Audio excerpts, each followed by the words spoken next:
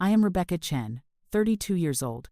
For my entire life, my mother told me that the business world was no place for someone like me, especially a disappointment like me. She said I didn't have the instinct, the sharpness, the ruthlessness required to build anything meaningful. But the worst humiliation didn't come from her. It came from Marcus, my golden child brother, and his fiancée Lauren, the corporate marketing director my mother treated like the daughter she actually wanted. Right in the middle of my brother's engagement party, surrounded by 100 guests in the grand ballroom of the Belmont Hotel, Lauren looked directly at me across the champagne fountain and said loud enough for everyone to hear, "Rebecca, sweetie, are you still doing that little consulting thing? That's so cute. Some people are just meant to stay small." She said it with a smile that didn't reach her eyes, her hand resting possessively on Marcus's arm. He laughed, my own brother laughed and raised his glass like she'd made the wittiest observation of the evening. Everyone at the nearby tables turned to look at me. Some smiled uncomfortably. Others nodded as if Lauren had simply stated an obvious fact. My mother, standing near the cake display, looked away deliberately, smoothing down her dress like I was a stain she didn't want to acknowledge. Lauren looked at me like I was a houseplant someone forgot to water. Something taking up space but serving no real purpose. They had no idea that the disappointment they just humiliated was holding the majority shares of Stratton & Pierce, the very company where Lauren strutted around as marketing director and Marcus had just accepted his new position as regional sales manager. I was the only person who could approve their employment contracts, their bonuses, their promotions, their very presence in that building. And in exactly 72 hours, I would be walking into the headquarters for the official announcement of the acquisition, the one that would put me in the corner office as CEO, the one that would make me their direct superior. The ballroom smelled like imported roses and expensive perfume, the kind of scent that coated your throat when you breathed too deeply. Crystal chandeliers threw fractured light across the marble floors, and a string quartet played something classical and forgettable in the corner. I stood near the dessert table, holding a glass of champagne I hadn't touched, watching my brother and his fiancée make their rounds like royalty greeting subjects.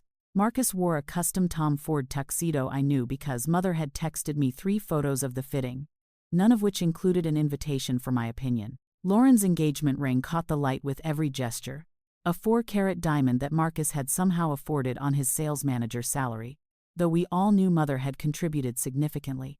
I wore a simple black dress I'd bought myself. No jewelry except the watch my grandmother left me, the only family heirloom I'd been deemed worthy to receive. My mother appeared beside Lauren, champagne flute in hand, her face glowing with the kind of pride I'd stopped hoping to see directed at me years ago. "Lauren, darling, you look absolutely radiant. That dress is magnificent." Mother touched Lauren's arm with a tenderness that made my chest tighten. Lauren beamed, spinning slightly to show off the designer gown. "Thank you so much, Catherine. I wanted everything to be perfect for Marcus." My mother pulled her into a brief hug, the kind of casual maternal affection I'd learned to live without. Then she turned, noticed me standing there, and her expression shifted not dramatically, just enough. The warmth didn't exactly disappear. It simply retracted like a door closing softly.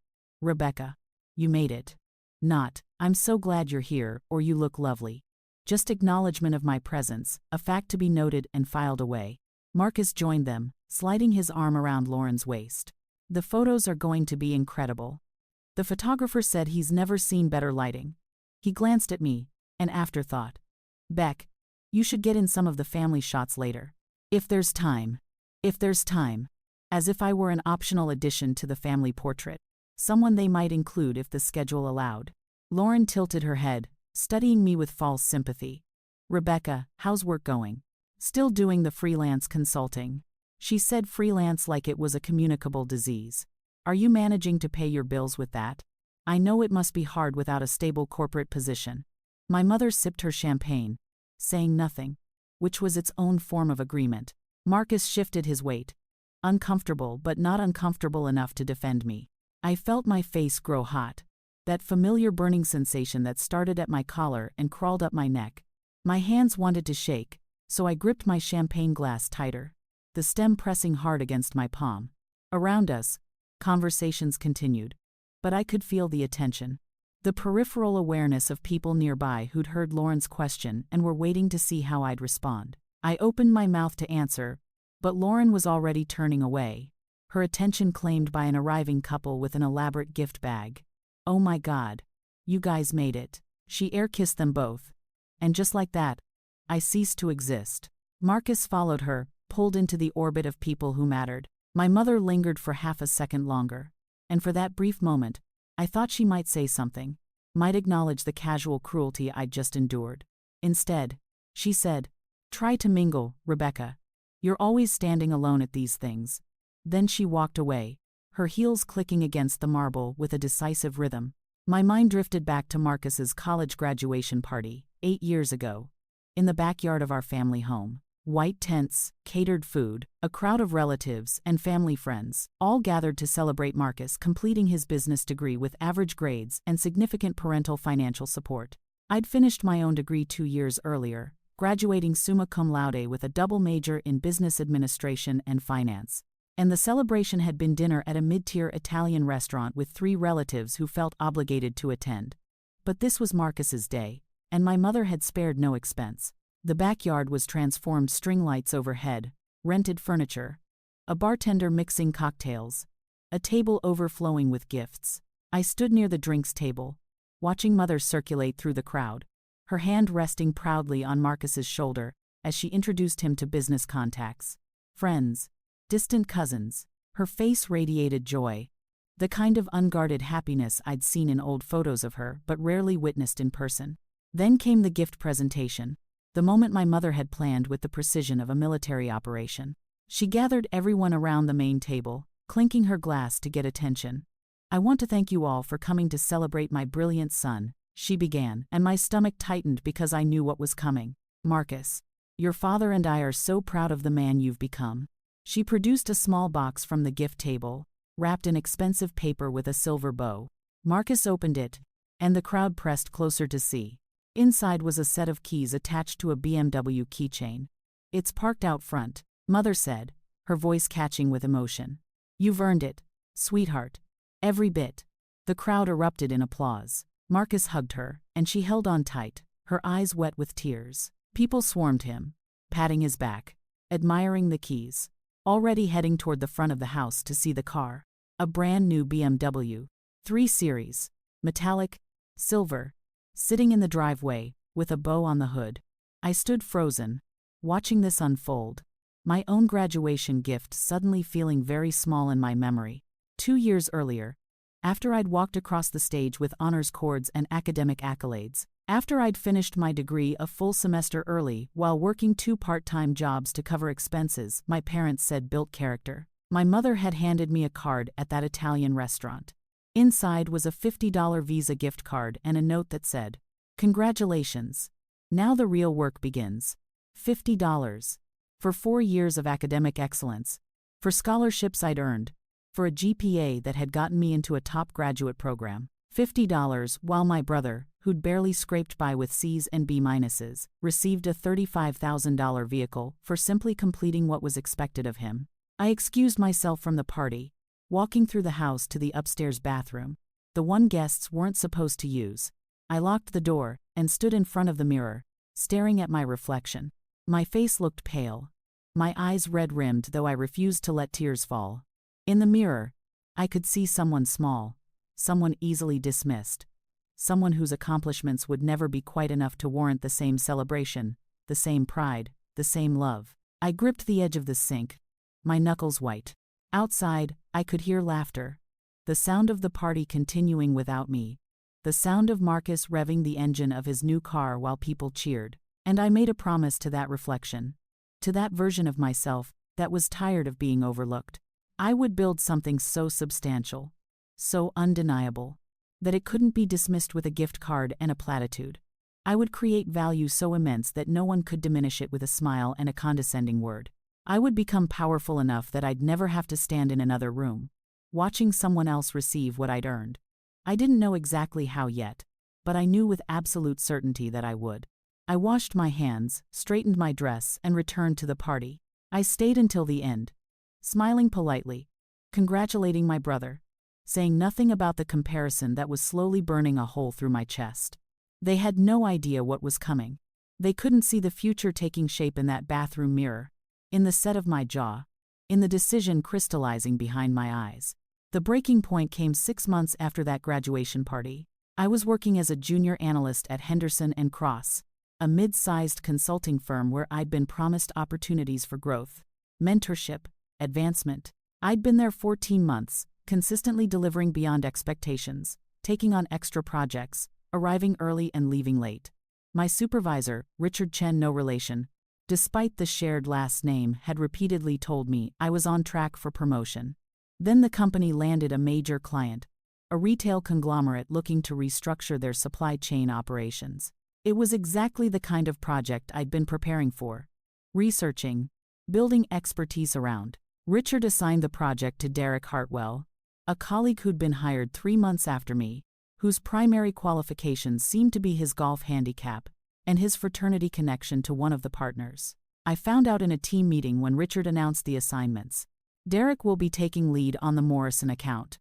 Rebecca, you'll be supporting him with data analysis. Supporting him, doing the actual work while he took credit, presented to the client, built the relationships that led to advancement. I stayed quiet during the meeting, but afterward, I followed Richard to his office. Can I ask why Derek is leading the Morrison project? I have more experience with supply chain analysis, and I've been here longer. Richard didn't look up from his computer. Derek has a different skill set, client-facing, relationship-oriented. You're more of a behind-the-scenes person, Rebecca. Nothing wrong with that. Behind the scenes. Translation. Invisible. I worked on that project for 3 months. Building the models. Running the analyses. Identifying the inefficiencies that would save Morrison millions. Derek presented my work to the client, barely understanding the recommendations he was reading from my reports. The project was a massive success. Derek got promoted to senior analyst. I got a certificate of appreciation and a 2% raise. I started looking for other jobs, but the market was tight, and my experience level put me in an awkward position, too qualified for entry level, not credentialed enough for senior roles. Then came the incident that changed everything. A partner at Henderson & Cross, Gerald Matthews, had a daughter named Sienna who'd just graduated from college with a communications degree and no business experience. Gerald created a position for her junior strategy associate and assigned her to shadow various team members to learn the business. When Sienna shadowed me for a week, I treated it like a mentorship opportunity. I explained my work in detail, shared resources, introduced her to useful frameworks. At the end of the week, there was a quarterly review meeting with all the partners. Sienna presented an analysis of Henderson & Cross's operational inefficiencies, a presentation that was nearly word for word identical to a report I'd written 3 months earlier as part of an internal improvement initiative that had been quietly shelved. She presented it as her own observation, her fresh perspective, her innovative thinking. The partners loved it. Gerald beamed with pride. Richard nodded approvingly. And I sat in the back of the conference room, watching my work get credited to someone who'd been at the company for exactly 7 days. After the meeting, I approached Richard. That presentation Sienna gave that was based on my operational efficiency report from Q2. She didn't mention that. Richard looked at me with something like pity. Rebecca, you need to be careful about this kind of thing. Sienna is Gerald's daughter. Accusing her of taking credit for your work isn't going to go well for you. I stared at him. I'm not accusing her. I'm stating a fact. That was my analysis. Richard leaned closer, lowering his voice. Listen to me carefully. Gerald is a founding partner of this firm. His daughter is here to learn and grow, and if she learns by building on the foundation that others create, that's how mentorship works. You want to make an issue of this. You'll make yourself unemployable. Is that what you want? The message was clear. Accept the theft or become a problem that gets eliminated. I went back to my desk, sat down, and stared at my computer screen for a long time. Then I did something I'd never done before. I called my mother. She answered on the 3rd ring, her voice distracted. Rebecca, I'm about to go into a meeting. What is it? I explained what happened, Sienna. The stolen presentation. Richard's warning. The impossible position I was in. When I finished, there was a long silence. Then my mother said, Well, what did you expect would happen? My throat tightened. I expected that my work would be credited to me. I expected basic professional ethics. She sighed. The sound of someone dealing with a particularly slow child. Rebecca, this is how the business world works. You don't understand power structures. Gerald's daughter is connected. And you're not. You make a fuss about this. You'll be blacklisted. You should be grateful you have a job at all. Do you know how many people would love to work at Henderson and Cross? I couldn't speak. The words piled up in my throat, choking me. My mother continued, her tone sharpening. This is exactly what I've been trying to tell you for years. You don't have the instincts for this world. You're too sensitive, too focused on what's fair instead of what's smart. Maybe it's time to consider whether you're cut out for corporate work. There's no shame in finding something more suited to your temperament. Something more suited to my temperament. Like administrative work. Like a support role. Like disappearing. I have to go, she said. My meeting is starting. Try not to make this situation worse than it already is. She hung up. I sat at my desk. Phone still pressed to my ear. Listening to dead air. Around me, the office continued its normal rhythm, keyboards clicking, phones ringing, conversations about lunch plans and weekend activities. And something inside me broke. Not broke like shattered. Broke like a seal releasing pressure. Like a lock clicking open. Like a foundation cracking just enough to let something new grow through. I opened my desk drawer. Pulled out my personal items, a photo, a coffee mug, my grandmother's watch, and put them in my bag. Then I opened my email and typed out my resignation. Effective immediately. I didn't cite reasons. I didn't explain. I just wrote 3 sentences and hit send. I walked out of Henderson and Cross and never went back. For 2 weeks, I barely left my apartment. I'd saved enough money to cover rent for 3 months, maybe 4 if I was careful. I wasn't sleeping well. I wasn't eating regularly. I sat on my couch with my laptop, scrolling through job listings that all seemed to require connections I didn't have, pedigrees I couldn't claim, or a willingness to accept positions below what I'd already achieved. Then I got a call from an unknown number. I almost didn't answer, but something made me pick up. Rebecca Chen. The voice was female, professional, unfamiliar. Yes? My name is Victoria Ashford. I'm a private equity investor, and I've been following your work at Henderson and Cross. I'm sorry to hear you left. I was hoping we could talk. I sat up straighter. How did you get my number? I have a researcher who keeps track of promising talent in the consulting space. Your name came up multiple times. The Morrison Project, specifically. Your actual analysis. Not Derek Hartwell's presentation of it. She knew. Someone knew. I'm putting together a small team for a new venture. Victoria continued. Acquiring underperforming mid-market companies, restructuring them, and either scaling them or selling them for profit. I need someone who can analyze operational inefficiencies, identify value, and work without needing their hand held. Your work suggests you can do that. Interested? I should have asked about salary, about title, about the details of the role. Instead, I asked, why me? Victoria laughed, a sharp sound that somehow felt warm. Because everyone who's worked with you says you do the work of 3 people and take credit for none of it. That tells me you're either a fool or you're playing a longer game. I'm betting on the latter. Am I wrong? For the first time in 2 weeks, I smiled. No. You're not wrong. Good. Come to my office Monday morning. We'll talk terms. She gave me an address in a part of the city I'd never worked in. Hung up before I could respond, and left me sitting on my couch with my phone in my hand and something that felt dangerously like hope spreading through my chest. I showed up Monday morning at 8 a.m. sharp. Victoria's office was in a converted warehouse, exposed brick, industrial windows, a massive table that served as both desk and conference space. She was already there, early 50s, silver hair cut sharp, wearing a suit that probably cost more than my monthly rent. Sit, she said, gesturing to a chair. I sat. She slid a folder across the table. This is Stratton and Pierce. Small manufacturing company, 35 employees. Doing about $12 million in annual revenue but operating at a loss for 3 years straight. The owner is retiring. Wants to sell. Doesn't care who buys it as long as his people keep their jobs. I'm offering him $2 million. Your job is to figure out if that's smart or stupid. I opened the folder, scanning the financials.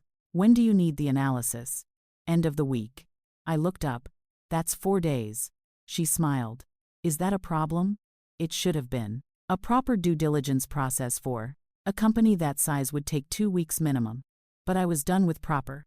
I was done with appropriate. I was done with waiting for permission to show what I could do. No problem, I said. I worked 96 hours over the next 4 days. I pulled financial records, interviewed 3 former employees who'd left the company, analyzed the supply chain, mapped the customer base, identified the operational bottlenecks, and built a complete restructuring plan with 3 different scenarios. When I presented it to Victoria on Friday afternoon, she read through the entire 60-page report in silence while I sat across from her, exhausted and wired on coffee and adrenaline. Finally, she looked up. "This is good. Better than good. You found things my usual analysts would have missed." She closed the folder. "I'm buying Stratton and Pierce, and you're going to run the restructuring. If you succeed, you get 15% equity in the company. If you fail, you're unemployed again. Deal?" 15%. If I could turn the company around, that equity could be worth hundreds of thousands, maybe millions. If I failed, I'd be back where I started, except with a failure on my resume. "Deal," I said. For 3 years, I lived inside that company. I moved into a studio apartment 10 minutes from the facility. I worked 16-hour days, 7 days a week. I didn't date. I didn't socialize. I didn't go home for holidays. I renegotiated every supplier contract, eliminated redundant processes, automated systems that had been running on paper and spreadsheets, retrained staff, fired the 2 managers who were actively sabotaging efficiency, and rebuilt the sales approach from the ground up. I learned everything: how the machines worked, what the customers actually needed, where the money was leaking, what motivated the team. I stopped being a consultant analyzing from the outside and became part of the operation itself. 6 months in, we broke even. 12 months in, we were profitable. 24 months in, we doubled revenue and tripled profit margins. Victoria started bringing me into conversations about other acquisitions. "You're not just good at analysis," she said during one meeting. "You're good at execution. That's rare. Most people can see what needs to happen. Very few can actually make it happen." She started introducing me to other investors, other business owners, other players in the private equity space. My network expanded exponentially. I learned how deals were structured, how relationships were built, how power was accumulated. At the end of year 3, Victoria called me into her office. "I'm selling Stratton and Pierce," she said. "Private equity firm out of Chicago is offering $18 million. Your 15% comes out to $2.7 million after taxes. $2.7 million. I stared at her, unable to process the number. "But there's another option," she continued. "I want to start a fund focused on acquiring and restructuring small to mid-size companies. I want you to be my partner. 50-50 split. You bring operational expertise. I bring capital and deal flow. We build something real." I thought about Henderson and Cross, about Derek taking credit for my work, about Sienna presenting my analysis as her own, about my mother telling me I wasn't cut out for the business world. "Yes," I said. We named it Ashford Chen Partners. Over the next 5 years, we acquired and restructured 14 companies. Some we scaled and kept. Others we improved and sold. Our success rate was 93%, well above industry average. My personal net worth crossed 8 figures. I bought a house. I hired an assistant. I started getting invited to speak at business conferences. And then Victoria brought me a new opportunity. There's a mid-sized company, Stratton and Pierce Industries, no relation to our first deal. Just coincidentally, similar name, operating in consumer products and corporate services. They're struggling, looking for an acquisition or a merger. The board is desperate. The current CEO is stepping down. I think we should buy it." She slid a folder across her desk. I opened it and started reading. 3rd item down in the employee directory. Lauren Matthews, Marketing Director. 5th item. Marcus Chen, Regional Sales Manager. I looked up at Victoria. "I know these people." She raised an eyebrow. "Problem?" I thought about my brother's engagement party, about Lauren's comment about my little consulting thing, about my mother looking away while I was humiliated in front of 100 people. "No," I said. "No problem. We bought Stratton and Pierce Industries for $42 million. The board approved the acquisition with unanimous consent. The announcement was scheduled for the Monday following Marcus's engagement party. I would be introduced as the new CEO. Neither Marcus nor Lauren knew. Neither did my mother. I left the engagement party early, before the cake cutting, before the speeches. I didn't say goodbye. I just walked out of the ballroom, through the lobby, into the parking garage where my car waited. I drove home through empty streets, the city quiet at midnight, streetlights creating pools of amber light on the pavement. At home, I poured a glass of wine I didn't drink and sat on my balcony overlooking the city. Somewhere out there, Marcus and Lauren were celebrating, surrounded by people who loved them, validated by my mother's pride and approval. And in 72 hours, I would walk into their building and become their boss. I should have felt triumphant. Instead, I felt tired. Monday morning arrived with the kind of clarity that comes after a storm. I dressed in my best suit, navy with subtle pinstripes, paired with the watch my grandmother left me. I drove to Stratton and Pierce headquarters, a mid-rise building in the business district, and parked in the spot that now had my name on it. The lobby smelled like coffee and carpet cleaner. Employees streamed through the entrance, some chatting, some staring at phones, all of them about to have their Monday completely disrupted. Victoria met me in the executive suite.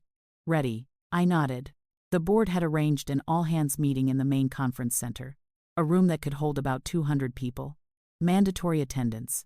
People filtered in, confused about the sudden meeting, exchanging theories in hushed voices. I stood backstage with Victoria, watching through a gap in the curtain as the room filled. I spotted Lauren near the front, looking annoyed at the interruption. Marcus sat a few rows back, scrolling through his phone. Neither of them looked worried. Why would they? They had no idea their world was about to shift. The current CEO, Martin Bradshaw, took the stage. He was 63, tired, ready to retire to his lake house. He'd been relieved when we'd offered to buy the company and take the pressure off his shoulders. "Good morning, everyone," Martin began, his voice amplified by the microphone. "Thank you for coming on short notice. As you know, Stratton and Pierce has been facing some challenges over the past few years. The market has changed, our competitors have evolved, and we've struggled to keep pace." People shifted in their seats. This wasn't news, but hearing it stated so bluntly made it real. "I'm pleased to announce that we've found a solution. Stratton and Pierce has been acquired by Ashford Chen Partners, a private equity firm with an exceptional track record of restructuring and scaling companies. This acquisition ensures job security, provides capital for growth, and positions us for long-term success." Relief rippled through the crowd. Acquisition was better than bankruptcy, better than mass layoffs. Martin continued, "I'll be stepping down as CEO, effective today. The board has appointed the managing partner of Ashford Chen Partners as the new CEO. She's built a reputation for operational excellence, strategic vision, and transforming struggling companies into industry leaders. Please join me in welcoming Rebecca Chen." He gestured to the side of the stage where I stood. For a moment, nobody moved. The name hung in the air, familiar to two people in that room who couldn't quite process what they'd just heard. Then I walked onto the stage. The room erupted in polite applause, the automatic response to a new executive, but near the front, Lauren's face went completely white. Her mouth opened slightly, the expression of someone whose brain has just encountered information it cannot integrate. A few rows back, Marcus dropped his phone. It clattered against the floor, the sound somehow audible even through the applause. His eyes were wide, disbelieving, searching my face for some indication that this was a mistake, a coincidence, a different Rebecca Chen. I took the microphone from Martin, looked out at the room, and let the moment breathe for 3 long seconds before I spoke. "Thank you, Martin. And thank you all for being here this morning. I know this news is unexpected, and change is always uncomfortable. But I want to assure you that Ashford Chen Partners is committed to making Stratton and Pierce not just viable but exceptional." I outlined the restructuring plan in broad strokes: investment in new technology, streamlining of redundant processes, expansion into new markets. I kept my tone professional, my delivery calm, my focus on the company rather than myself. But I could feel Lauren's stare, could sense Marcus's shock radiating from the middle of the room. When I finished, I opened the floor for questions. A woman near the back raised her hand. "Will there be layoffs?" Legitimate question, the one everyone was thinking. "We'll be conducting a comprehensive review of all departments over the next 60 days. Our goal is to retain talent and optimize structure. If positions are eliminated, it will be because they're redundant, not because we're cutting costs arbitrarily. And we'll provide support for anyone affected." More questions followed about benefits, about reporting structure, about timeline. I answered each one directly, without corporate speak or empty promises. Finally, Lauren raised her hand. I'd been waiting for it. Yes, I said, looking directly at her. She stood, her voice shaking slightly. Rebecca, we had no idea you were in private equity. That's incredible. Congratulations. False warmth, the kind that comes from someone scrambling to reposition themselves in a power structure that's just inverted. Thank you, Lauren, I said evenly. And congratulations on your engagement to my brother. I'm looking forward to working with you and Marcus as we move forward. The room registered that information, brother. Engagement, and I could see the calculation happening in real time. People glancing between Lauren and me, between Marcus and me, wondering what this meant, what history existed, what awkwardness was about to unfold. Lauren sat down, her face still pale. Marcus stared at the floor. I wrapped up the meeting, thanked everyone for their time, and walked off the stage. Victoria caught up with me in the hallway. That was perfect. Professional, competent, no drama. I nodded, but something felt hollow. The victory I'd imagined, the moment of vindication I'd been working toward for years, it felt smaller than I'd expected. Less satisfying. Just another Monday morning at another company, doing the work I'd been doing for years. Over the next 2 weeks, I held individual meetings with every department head, including Lauren. She arrived at my office exactly on time, dressed impeccably, carrying a portfolio that probably contained every successful campaign she'd ever managed. Rebecca, she said, extending her hand. Thank you for taking the time. I shook her hand, gestured to the chair across from my desk. We spent an hour reviewing the marketing department's structure, budget, campaigns, and performance metrics. Lauren was professional, articulate, clearly, competent at her job. Whatever else she might be, she wasn't incompetent. But I also noticed the way she positioned everything, emphasizing her successes, minimizing her team's contributions, steering credit toward herself. The same instinct I'd seen at Henderson and Cross. The same pattern I'd learned to recognize. At the end of the meeting, as she was gathering her things, she paused. Rebecca, I want to apologize for what I said at the engagement party. That comment about your consulting work, it was thoughtless. I didn't know. I looked at her, this woman who was about to marry my brother, who my mother adored, who had publicly dismissed me without a second thought. You didn't know what, Lauren? That I owned the company? Or that your words might hurt? She blinked, caught off guard by the directness. Both. I was trying to make conversation. And I wasn't thinking. I leaned back in my chair. Here's what I need you to understand. I don't care that you didn't know about my position. What concerns me is that you thought it was acceptable to diminish someone else's work, to mock their career, to make them feel small in a room full of people.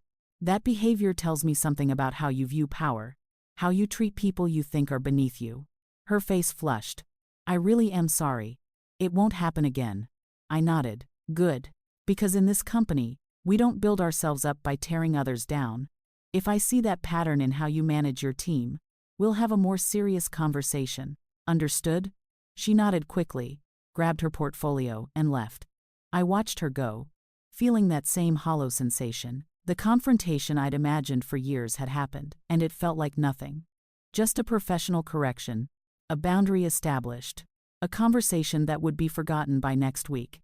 Marcus's meeting was 3 days later. He came to my office at 8 a.m., looking nervous. My brother, who'd never been nervous around me in his entire life, sat across from my desk and couldn't quite meet my eyes. Beck, I don't even know what to say.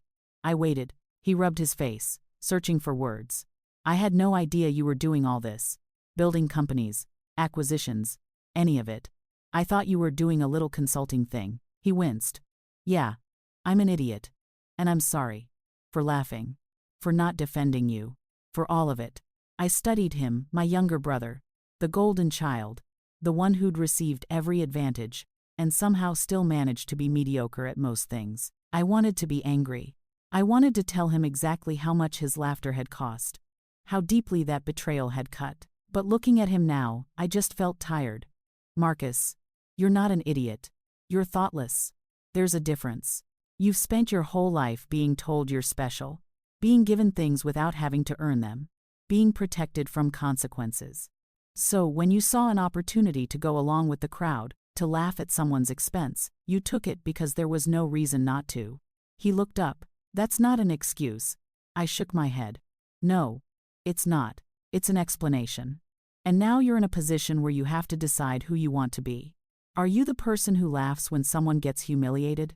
Or are you the person who stands up when it's uncomfortable? Silence filled the office. Outside, I could hear phones ringing, people walking past, the normal rhythm of a workday. Finally, Marcus spoke. What happens now? With my job? I pulled up his file on my computer. That depends on your performance. Your sales numbers are decent but not exceptional. You've met quotas but haven't exceeded them. You've been here 18 months and haven't brought in any major new clients. I looked at him directly. I'm not going to fire you because you're my brother, but I'm also not going to protect you because you're my brother. You're going to be evaluated by the same metrics as everyone else in your department. If you perform, you keep your job and potentially advance. If you don't, there will be consequences. Fair? He nodded slowly. Fair. I closed the file. Then get back to work. He stood, hesitated at the door. Beck, I really am proud of you. What you've built, it's incredible. I didn't respond. After a moment, he left. That night, I sat in my office long after everyone else had gone home. The building was quiet, just the hum of computers and the distant sound of traffic outside. I thought about the past 8 years, the path from that graduation party to this moment. I'd achieved everything I'd set out to do. I'd built something undeniable. I'd gained the power to never be dismissed again. So why did I feel so empty? My phone buzzed. A text from my mother. We need to talk. Come to the house this weekend. Not a question. A summons. I stared at the message for a long time before responding. I'll be there Saturday at 2. I knew what was coming. The conversation I'd been avoiding. The confrontation I'd both dreaded and anticipated. My mother had been silent since the acquisition announcement, and that silence was louder than any words could have been. Saturday arrived with gray skies and the threat of rain. I drove to my childhood home, a 4-bedroom colonial in an affluent suburb, the house where I'd grown up feeling like a guest in someone else's life. The driveway held my mother's Mercedes and Marcus's BMW, the graduation present still shiny, still perfect. I parked on the street and walked to the front door. My mother opened it before I could knock. Rebecca, come in. The house smelled the same, like vanilla candles and furniture polish. Family photos lined the hallway. Marcus's high school graduation, Marcus's college graduation, Marcus's promotion to sales manager. My own graduation photo was there, smaller, tucked between 2 larger frames, easy to miss. We went to the living room. My mother sat in her usual chair, the one that gave her a view of both the entrance and the windows. I sat on the couch, the same spot I'd occupied during 1,000 uncomfortable conversations. She didn't offer tea or coffee. This wasn't a social visit. You've put Marcus in a very difficult position, she began, no preamble. Working for his sister, that's humiliating for him. People talk. I felt something cold settle in my chest. I've put him in a difficult position? She waved her hand dismissively. You know what I mean. You bought the company he works for. You're his boss. That changes the family dynamic. I leaned forward. Mother, I bought a company that was failing and needs restructuring. Marcus happens to work there. That's not about him. That's about business. She shook her head. Everything you do is about proving something, Rebecca. You've always been this way, trying so hard to show that you're just as good, just as worthy of attention. The old wound throbbed, the one I thought I'd cauterized years ago. I don't need to prove anything. I've built a successful career. I've created value. I've helped companies and their employees. That's not about seeking attention. My mother's expression hardened. And now you're embarrassing Marcus at his own workplace. People know you're his sister. They'll think he only has his job because of family connections. I stared at her, genuinely stunned. You're concerned about Marcus being associated with me, after years of telling me I wasn't good enough for the business world. She shifted uncomfortably. I never said you weren't good enough. I said you needed to be realistic about your limitations. You told me I didn't have the instincts. You told me I was too sensitive. When I called you about Henderson and Cross, about my work being stolen, you told me I should be grateful to have a job at all. You told me maybe I wasn't cut out for corporate work. My voice was rising, and I forced it back down. And now that I'm successful, now that I've built something substantial, you're upset because it makes Marcus uncomfortable. My mother stood, her own voice sharp. I'm upset because you're using your position to humiliate your family. Lauren told me about the conversation you had with her, about how you made her feel small. I stood too, facing her across the coffee table. I set a professional boundary. I told her that dismissing other people's work wasn't acceptable. That's not humiliation. That's leadership. She pointed at me, her fingers shaking slightly. This is exactly what I'm talking about. This need to dominate, to prove you're superior. It's not attractive, Rebecca. It's not going to make people like you. And there it was. The truth beneath everything. I wasn't supposed to be successful. I was supposed to be supportive. I was supposed to stay small enough that Marcus could shine. Quiet enough that I didn't make my mother uncomfortable. Invisible enough that everyone could maintain their preferred narrative. I don't need people to like me, Mother. I need them to respect me and do their jobs well. If that makes me unattractive, I can live with that. She sat back down, suddenly looking older. I don't know what happened to you. You used to be such a sweet girl. I felt something crack open inside my chest. Something that had been sealed for years. I'm exactly who I've always been. The difference is that now I have power. And you can't ignore me anymore. And that terrifies you because it disrupts the story you've been telling yourself about our family. My mother looked away. You should leave. I picked up my bag, walked toward the door. At the threshold, I turned back. Marcus is a decent person. But he's lazy and entitled, because you've never required him to be anything else. Lauren is competent, but she's cruel in casual ways because she's never faced consequences for it. And you've enabled both of those things because having a successful son was more important to you than having an honest family. She didn't respond, didn't look at me. I left, closing the door behind me with a quiet click that felt louder than slamming it would have. I sat in my car for a long time, hands on the steering wheel, staring at the house I'd grown up in. Then I drove away. A week later, I received an email from my mother. The subject line was, "Moving forward." I opened it in my office, late afternoon light slanting through the windows. The email was 3 paragraphs long. She wanted me to use my position to help Marcus advance more quickly.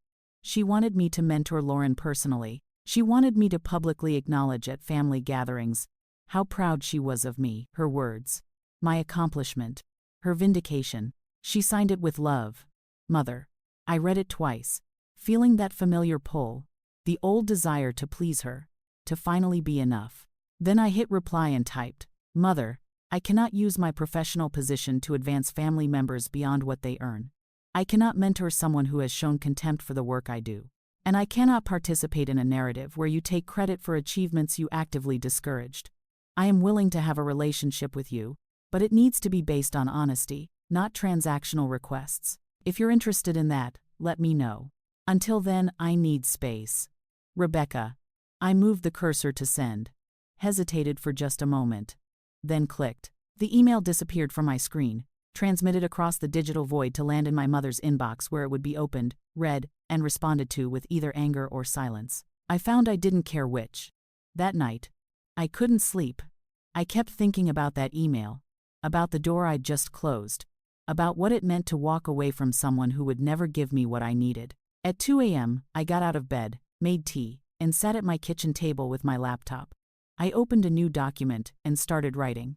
Not a business plan, not an analysis, not a strategy, just words. Stream of consciousness. Everything I'd been carrying for years. I wrote about the $50 gift card and the BMW. I wrote about Henderson and Cross and Sienna's theft. I wrote about Lauren's dismissal and Marcus's laughter. I wrote about my mother's disappointment and her inability to see me clearly. I wrote until the sun came up, until I'd emptied everything onto the page. Then I saved the document, titled it Archive, and closed my laptop. The name felt right. Archive. Stored away, existing but powerless. Acknowledged but not active. 1 year later, I sat in my office at Stratton and Pierce, now operating at a 23% profit margin, with an expanded client base, and a team that had won 2 industry awards for innovation. Marcus had just closed his first major account. A legitimate achievement he'd earned through consistent effort and improved strategy. He'd grown, slowly, into someone I could almost respect professionally. Lauren had left the company 6 months earlier, taking a position at a competitor. Her exit interview cited creative differences and wanting new challenges. But the truth was simpler: she couldn't adapt to a culture that valued collaboration over individual glory. I'd heard through industry connections that she was thriving in her new role, which was genuinely good to hear. People could be wrong for one environment and perfect for another. My mother and I exchanged emails approximately once a month. Polite updates, surface-level news, the kind of relationship you maintain with a distant acquaintance. She'd never responded directly to my email about honesty in space, but she'd stopped making transactional requests, which was its own form of acceptance. A few weeks ago, she'd sent a message congratulating me on the industry awards. Just 2 sentences, no elaboration, no claims of pride or ownership. I'd replied with a brief, thank you. Progress, measured in inches. My phone buzzed with a new email notification. I glanced at the subject line. From Catherine Chen. I was wrong. I stared at it for a long moment, then opened it.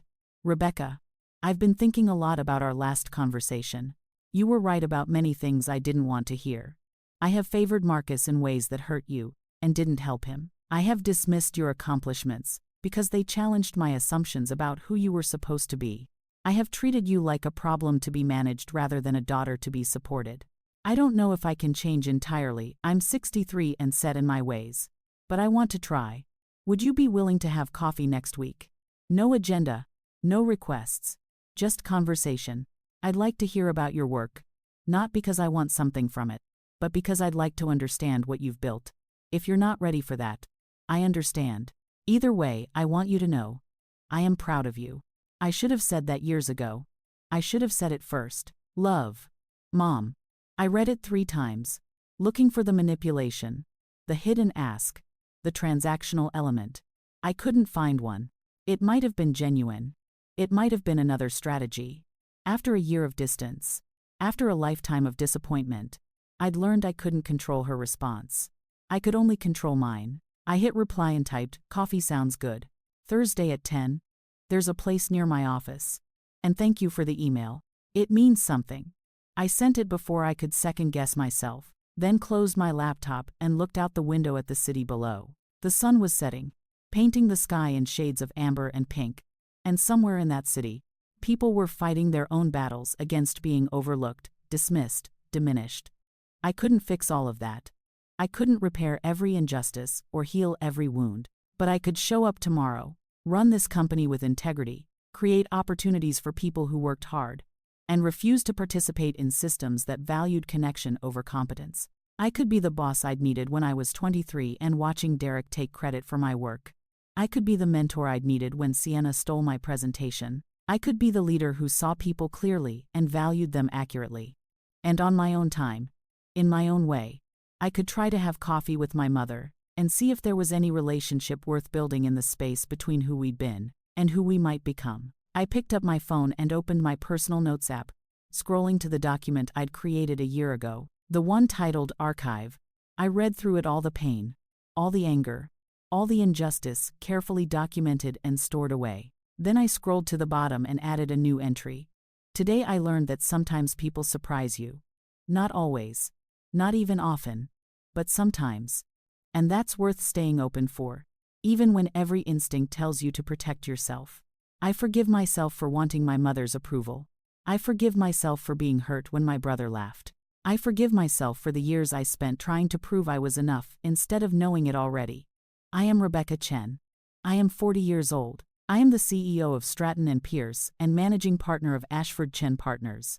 I am someone who was dismissed and overlooked and told I didn't belong. And I built something anyway. Not to prove anyone wrong. Not to seek revenge. But because I knew I could. And that had to be enough. And it is. It is enough. I saved the document, closed the app, and stood up from my desk. Outside my office, the building was quiet, most employees already gone for the day. I gathered my things, turned off the lights, and walked to the elevator. As the doors closed and I descended toward the parking garage, I caught my reflection in the polished steel. A woman in a tailored suit, carrying a leather bag, wearing her grandmother's watch. I looked tired. I looked older than 40. But I also looked solid, grounded, real.